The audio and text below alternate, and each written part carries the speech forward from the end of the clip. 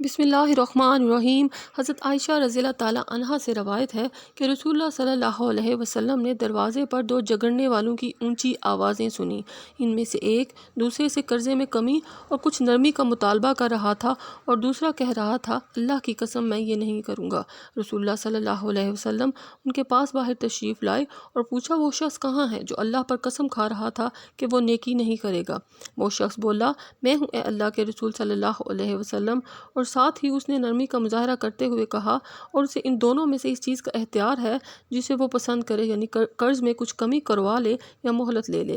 اس سے معلوم ہوا تنگ دست مقروض کے ساتھ احسان کرنا مستحب ہے، یعنی کچھ قرض معاف کر دے یا اس کو ادائیگی قرض میں آسانی تک مہلت دے دے، جیسے قرآن کریم میں ہے، اور اگر مقروض تنگ دست ہو تو اسے آسانی تک مہلت دے دو، اور اگر تم معاف ہی کر دو تو یہ تمہارے لیے زیادہ بہتر ہے۔ کوئی شخص نیکی نہ کرنے کا ارادہ ظاہر کرے تو اسے سمجھایا جائے تاکہ وہ اپنا ارادہ ترک کر کے نیکی کرنے پر آمادہ ہو جائے۔ باہم جھگڑنے والوں کو یوں نہ چھوڑ دیا جائے بلکہ ان کے درمیان صلح کروانے کی کوشش کی جائے۔ جھگڑنے والوں کو بھی صلح کروانے والوں کے ساتھ تعاون، ان کے جذبات کا احترام کرنا چاہیے۔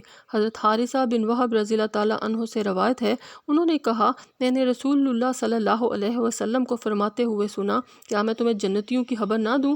پھر آپ صلی اللہ علیہ وسلم نے خود ہی جواب دیا، ہر کمزور جو کمزور سمجھا جاتا ہے اگر وہ اللہ پر قسم کھا لے تو اللہ اسے پوری کر دیتا ہے۔ کیا میں تمہیں جہنمیوں کی خبر نہ دوں؟ پھر جواب دیا، ہر تندہو، سرکش، بخیل یا اترا کر چلنے والا متکبر شخص۔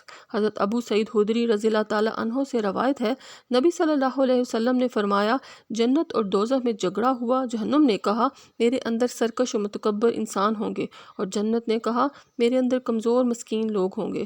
چنانچہ اللہ نے ان دونوں کے درمیان فیصلہ فرمایا۔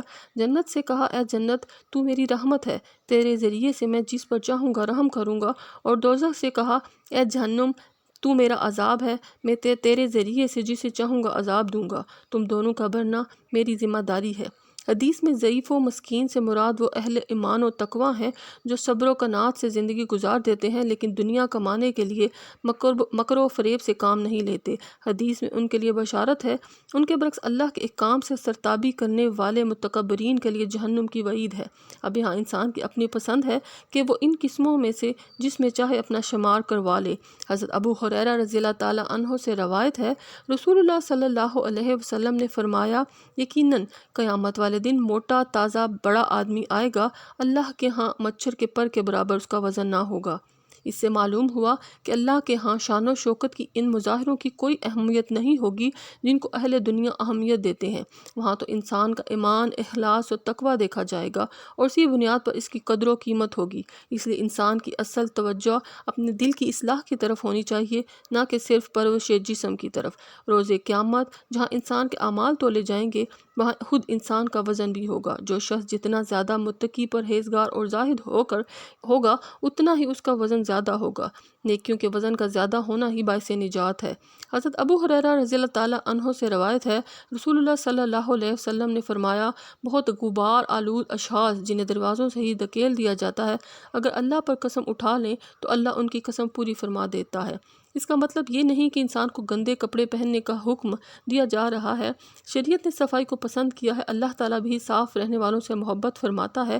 اس حدیث کا مطلب یہ ہے کہ ایسے لوگ جن کا لباس یا حلیہ زیادہ باروب قیمتی نہیں ہوتا، وہ نہ معاشرے میں ان کا کوئی وقار ہوتا ہے اور زہد کی وجہ سے اچھے لباس کا اہتمام بھی نہیں کرتے، تاہم ان کے تقویٰ اور شرعی احکام کی پابندی کی وجہ سے اللہ تعالیٰ کے ساتھ تعلق اتنا مضبوط ہوتا ہے کہ اللہ تعالیٰ ان کی قسم ضرور پوری فرما دیتا ہے۔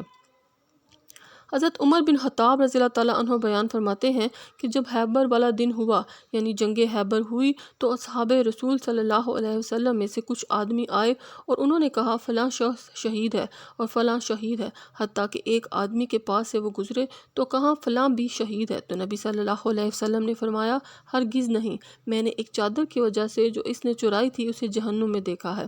معلوم ہوا کہ حقوق العباد شہادت سے بھی معاف نہیں ہوں گے۔ نیز مسلمانوں کے مشترکہ مال، قومی خزانے میں خیانت بہت بڑا جرم ہے۔